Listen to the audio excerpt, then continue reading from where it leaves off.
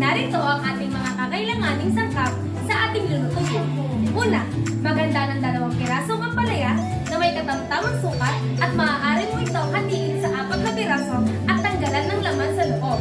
Pangalawa, maghanda ng 2 piraso ng talong at hiwain mo ito sa pino. Pangatlo, maghanda ng 1 pirasong karot at hiwain din ito sa pino.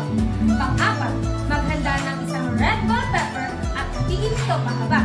At maghanda rin ng 1 itlog. Kakailanganin rin natin ng 1 ulo ng bawang at sibuyas na tatanggalin din ng pino. Konting pamintang durog, konting brown sugar, konting asin at mantika. At syempre, hindi mawawala ang pack ng Maggi Sarap. Handog ng Nestle na talaga namang magpapasarap sa ating pagluluto. At para naman sa paggawa ng sauce nito, maganda ng konting dahon ng malunggay, cup of butter, at syempre, hindi mawawala 200 ml Nestle All-Purpose Cream. Samarin natin si Earth. Una, magpainit na mantika sa bahagyang init at itamtamos yung mga kawali.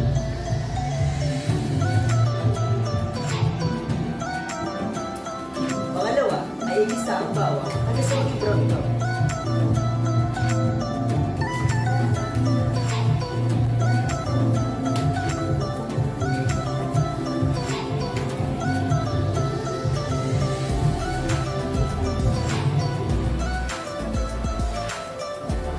At isunod ang sibuyas.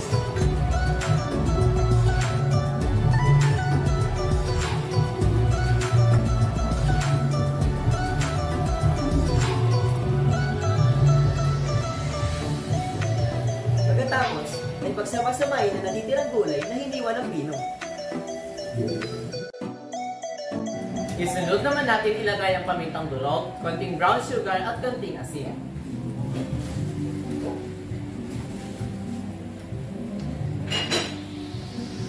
At haluin natin ito hanggang sa maluto.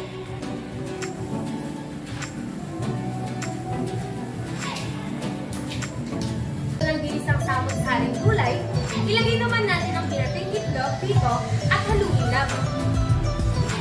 Kapag nahalo na ng mabuti, ay pwede na itong ilagay sa loob ng ampalaya na tinanggalan ng laman sa loob. At wala! Ready to steam na mga ka-Nestle! Habang naka-steam ang ating ampalaya, gawin naman natin ang bechamel sauce. Kapag malapot na ito, unti-unti naman natin ilagay ang cornstarch.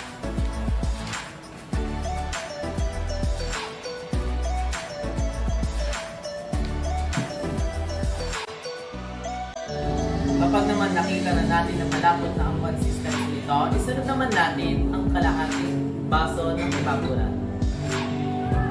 Pag nailagay na natin, ay patuloy natin haluin.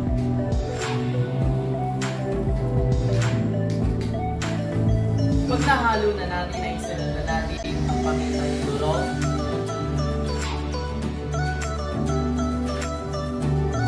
at konting Maggi Sarap.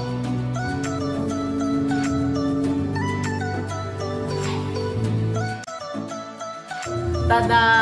Bechamel sauce. At ngayon ay ilagay naman natin ang bechamel sauce sa ating steamed bitter gourd.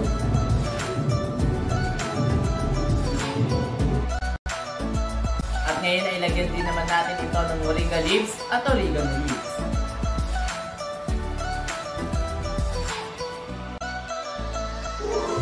At heto na ang ating masustansya at napakasarap na steamed bitter gourd in bechamel sauce, garnished with moringa and oregano chopped dips.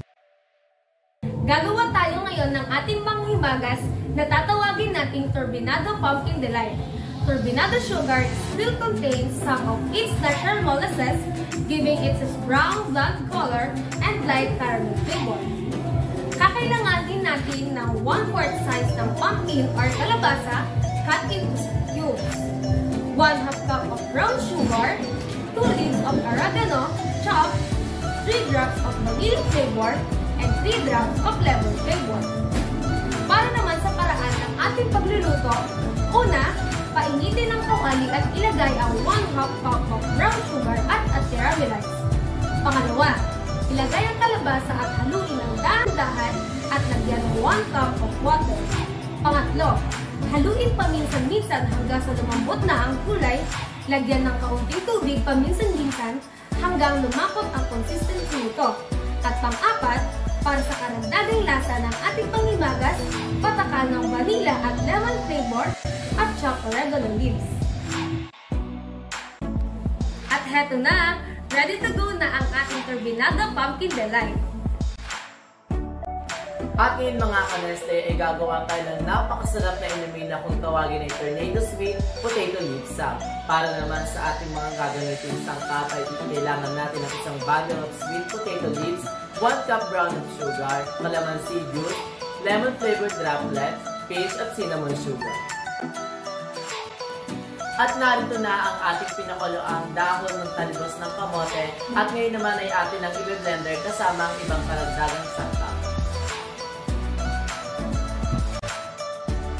At ngayon naman ay atin nang isasali ng ating finished product sa basong mayelo upang malasahan ang linamnam nito. Maraming salamat sa inyong suporta. Handog sa inyo ng Nestle Philippines. Good food, good life!